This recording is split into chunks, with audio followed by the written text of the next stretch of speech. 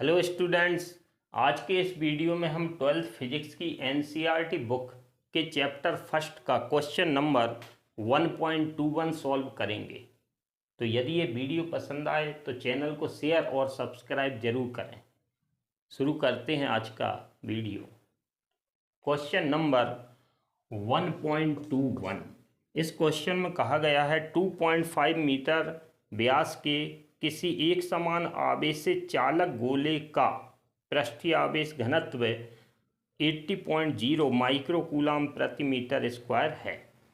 तो इस क्वेश्चन में हमारे पास एक समान आवेशित चालक गोला है। इस गोले का जो व्यास है वो है 2.4 मीटर, मीन्स डायमीटर डी की वैल्यू है 2.4 मीटर। तो हम इससे त्रिज्या का मान निकाल लेंगे। त्रिज्या का मान व्यास का आधा हो जाएगा तो 2.4/2 मतलब 1.2 मीटर, ये हमें त्रिज्या का मान मिलेगा।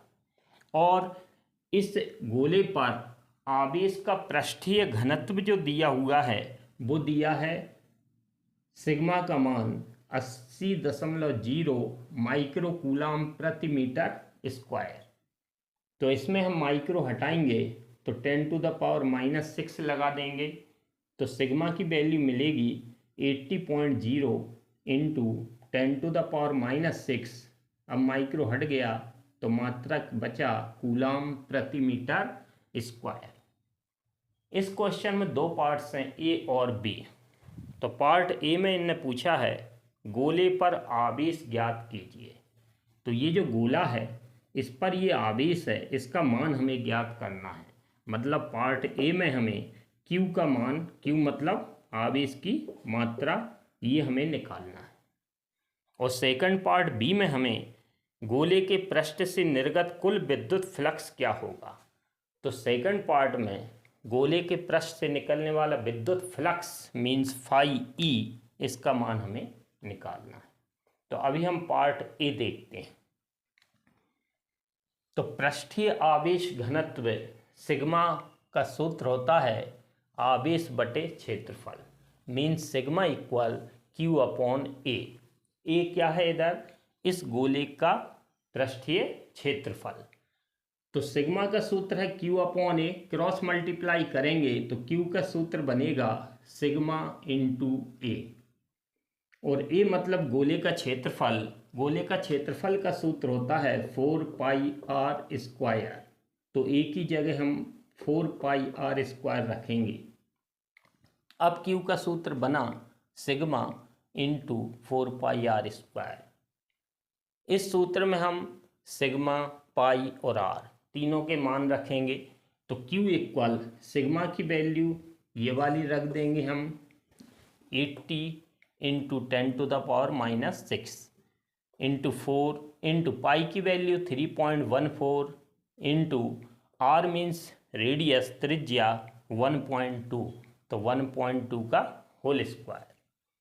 अगली स्टेप में हम 80 और 4 इन दोनों गुणा किया तो 320 आया, इंटू 3.14 लिख दिया हमने, इंटू 1.2 का स्क्वायर करेंगे तो 1.44 इंटू क्या बचा 10⁻⁻6। अगली स्टेप में जब 320, 3.14, 1.44 इन तीनों का मल्टीप्लाई करेंगे तो हमें मिलेगा 1446.912।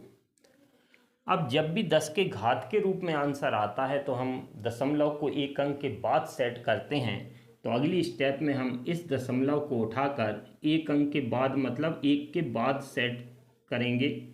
तो ये दशमलव को 1, 2, 3 अंकों के पहले खिसकाया है तो 3 घात बढ़ जाएंगी। तो -6 में 3 घात बढ़ेंगी मतलब +3 होगा। तो अब हमारे पास पावर बचेगी 10⁻⁻3। अगली स्टेप में Q इक्वल 1.4, इधर तक दशमलव के बाद 2 अंकों तक आंसर हम दे रहे हैं तो हमारा आंसर मिलेगा Q इक्वल 1.45 इंटू 10⁻³ कूलम। ये हमारे पार्ट ए का आंसर है। अब हम देखेंगे पार्ट बी। सेकंड पार्ट में हमें विद्युत फ्लक्स फाई ई का मान निकालना है। गॉस की प्रमेय से विद्युत फ्लक्स का सूत्र होता है phi E equal Q upon epsilon zero. तो फाई ई इक्वल क्यू का मान हमने जो फर्स्ट पार्ट में निकाला था 1.45 इंटू 10⁻³ कूलाम। तो क्यू का मान ये रख देंगे हम जो पार्ट ए में निकला था, और एप्सिलॉन जीरो का मान फिक्स होता है 8.854 इंटू 10⁻12। अब हम इसको सॉल्व करेंगे तो 10⁻12 जब ऊपर जाएगी तो प्लस की होगी और माइनस का 3 है, तो प्लस का 12 और माइनस का 3 मीन्स 10 मिली 9। 1.45 में जब हम 8.854 का भाग देंगे तो हमें मिलेगा 0.164। अब 10 की घात के रूप में आंसर है, तो दशमलव को एक अंक के बाद सेट करने के लिए हम इस पॉइंट को एक अंक के बाद मतलब 1 के बाद सेट करेंगे। तो जब दशमलव को राइट साइड खिसकाते हैं तो घातें घटती हैं, तो एक अंक के बाद ले गए हम दशमलव को तो एक घात कम हो जाएगी, तो 9 की जगह हमारे पास 10 की घात अब बचेगी 8।